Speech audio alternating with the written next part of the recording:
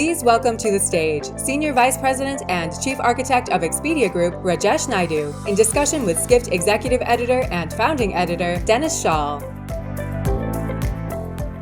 Good morning, data nerds.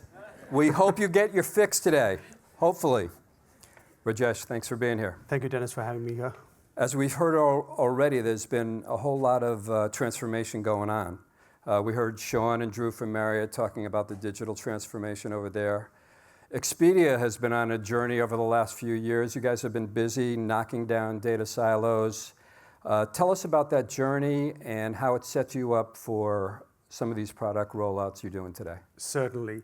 As most of you know, we've been on a business and tech transformation that started several years ago. We still have 21 travel brands. Most of them have been acquired through mergers and acquisition. So each of them came with their own tech, their own vendors, their own strategies and approaches on how they brought their tech together. So the first thing was to do a tech transformation where we moved into the cloud. And one of the things we realized is at some point it comes back to the data. And we had to centralize all of the data and bring it into one place. And we created a centralized data lake, which brought all this data together. It wasn't enough to just bring the data together. What we realized next is we needed to future-proof this data. And what I mean by that is we needed to establish the right data architecture, the right controls on who has access to the data. We also had a lot of cleanup to do around data definitions, data cataloging, tagging, and everything else. So it became easier for us to find this data, to run the analytics. And that actually then allowed us to build on AI and Gen AI down the road.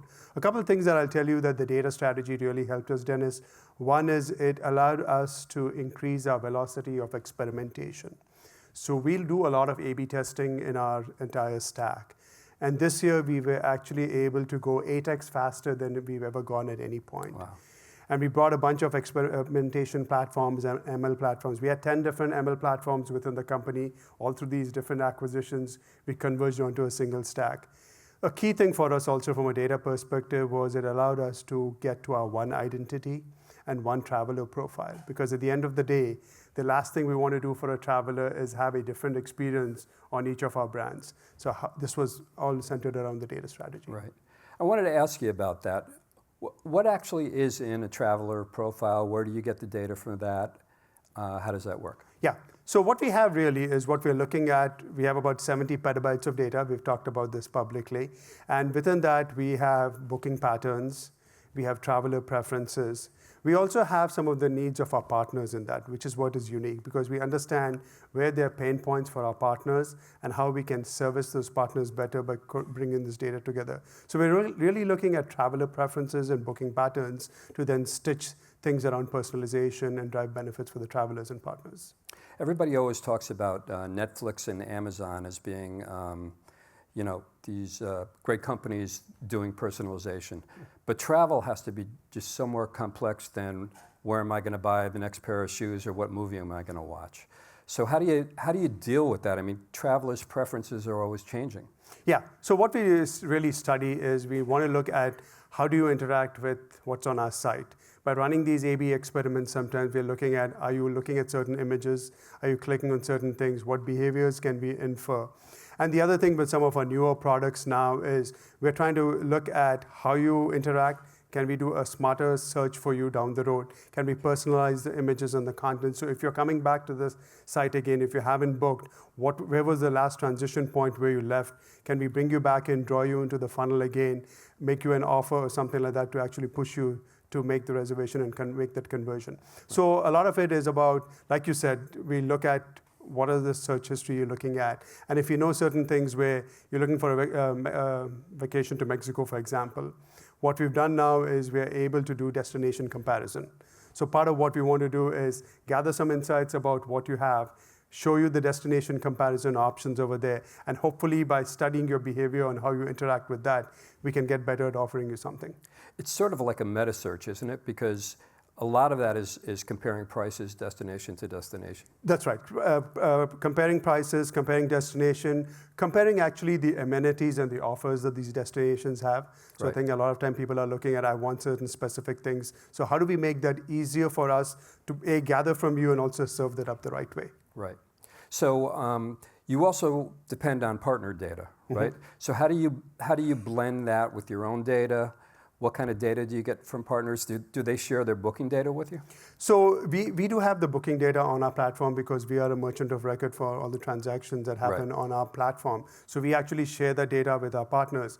But what we get from our partners in return actually is the first thing starts off with really the content and the description. So let's take the example of hotels and lodging, right? We have content that the lodging partners share with us.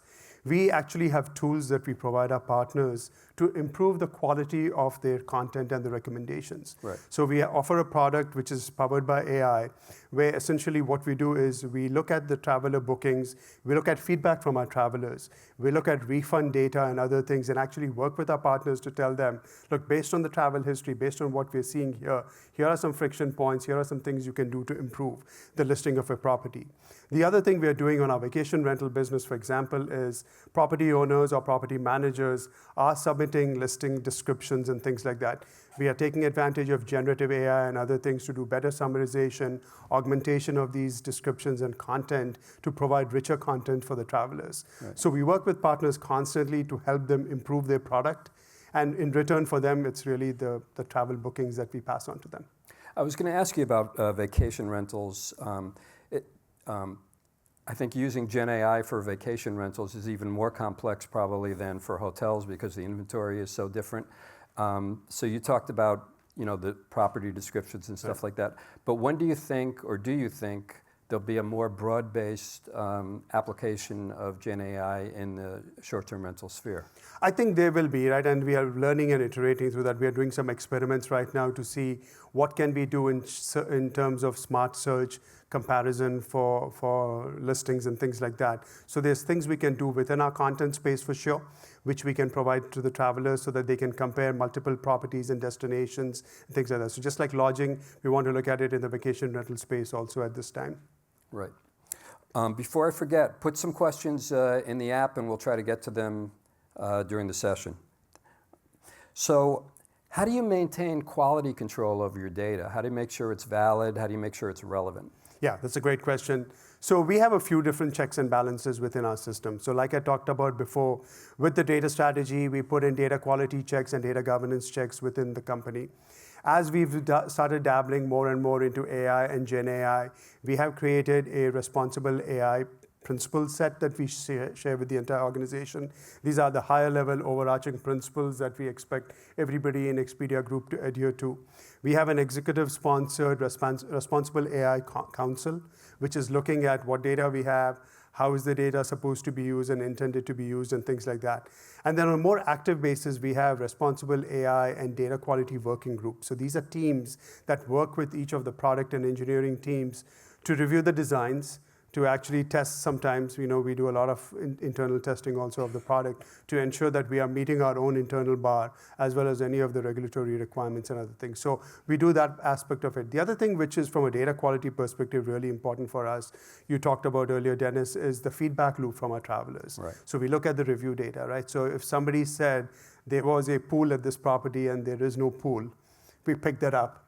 We right away look at it. So Gen AI is helping us look at those reviews real time. There's a team that intervenes immediately to contacts the property. So, and the other thing has been, there's a lot with images and things like that that we are also looking at using. So data quality, I would say to everybody here, is a everyday ongoing thing, has to be done.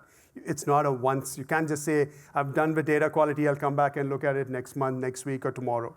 It has to be a continuous learning exercise. So there's a manual process involved also. You have to go to the property and say, do you have a pool or do you not have a pool? Right, yeah. Right. Okay. And sometimes one of the things we definitely encourage is our own employees are our best ambassadors and eyes on the ground. So if you see something as an employee when you go out and visit a property, flag it so we can right away fix that content on our site. Right. Let's talk about some of your product launches. There's been a flurry. Oh, yeah. So let's talk about Romy. Everybody's talking about Romy, or Romy has gotten the most publicity. Sure. So what is Romy? What problem is it solving? Yep. So for those of you who haven't heard of this, Romy is a product that we currently offer through the EG Labs. So, and Dennis asked me this, how do I get access to this? If you look at your Expedia app, look under your profile, when you click on that little icon, if it's your photograph or the image of an avatar of some sort. Click on that. You'll see a link to EG Labs. When you click on EG Labs, you'll actually see a link to Romy. So think of Romy as your AI travel assistant, but it's more than that. It's the first assistant which has both a travel assistant, it's also a personal assistant, and it's a concierge.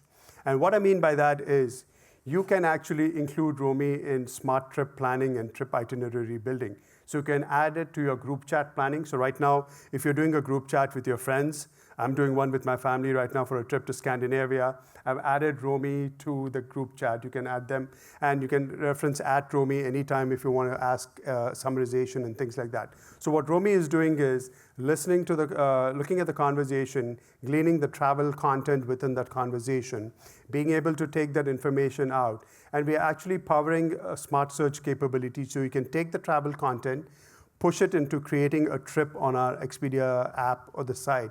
And you can add additional filters within that to then save your smart search. And where this is different from the conventional way of looking at it, Dennis, is usually you will have to start a search and check a bunch of boxes and filters and hope that it captures everything. Here it's actually looking at the conversation, the intent and understanding. So group chat planning is a big thing. The second thing with Romy is if you are in a trip and something goes wrong, the ability to anticipate, knowing that there's travel delays, knowing that maybe your flight's getting pushed to the next day, you need a hotel accommodation in the city that you're outbound from, being able to intervene and actually help, that's really powerful. How is that working out so far? It's an alpha release. Yeah. It's not yet beta. So alpha, for those of you who know the nomenclature of alpha, beta, etc., we are learning. So please try it out. Everybody trying out actually helps us, gives us feedback to improve the product. But so far, the smart search thing has been the one that people seem to really like. Right. Are there any privacy concerns with, Romy getting involved in WhatsApp and iMessage? So we are asking you to add it in the context of travel conversation. So there is a burden also on the traveler to ensure that when you're doing a group chat with travel and travel-related content, adding that. The second thing is we also have guardrails on our end in terms of monitoring. So we do provide guardrails to make sure that the conversation is not deviating. If we find private information that is being included, we parse that out. So we have to constantly work through that and stay ahead to make sure that we don't have the wrong information flowing downstream. Not to get too personal about Romy, but what does Romy think of Penny, Priceland's Penny? And seriously, what do you think of some of the other AI assistants that are out there, and what can Romy do that they can't? So I think the competition is pretty active in this space. Everybody's looking at travel assistants. What I would say is Romy is again powered and learning itself based on the data that we have. Right. So we have this rich travel data. We have these booking patterns, preferences, these partner needs. So we feel the strength of the Expedia data and relying on the data set that we have is what would be the differentiator for us. Right. I mean, Expedia has been talking about having so much data for years and years and years. That was in the silo era. Yep. So now is game time. Now it's game time. Now is actually, again, I think, like I was telling you before, data, there's AI, and there's Gen AI. So when you think about this, it fundamentally starts again back at the data layer. And I think, like Drew talked about this and others have talked about over here, you've got to get the data right. You've got to get your data clean. You've got to get your data governed, because all of these AI, Gen AI are only as good as the quality of the data that you put in. Right.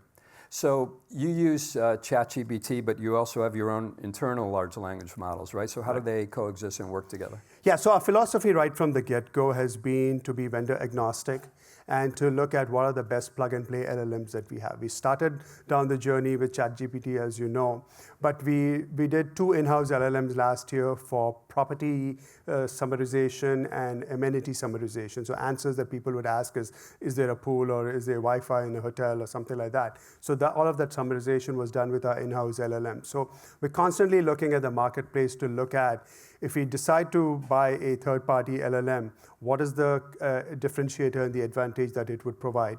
How can it be trust and ensure that the data is private only to Expedia and doesn't get leaked out into the wild and things like that?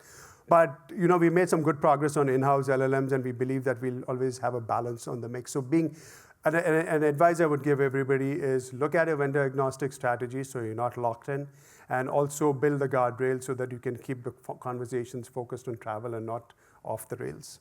Is all this Gen AI development more costly than it was than web development or product development in the old days? The old days, 3 years ago? The old days, 3 years ago, 3 months ago. Yes, I think in general, as most of you know, cloud costs have been going up for companies with AI, and I think Gen AI is the next layer on top of it.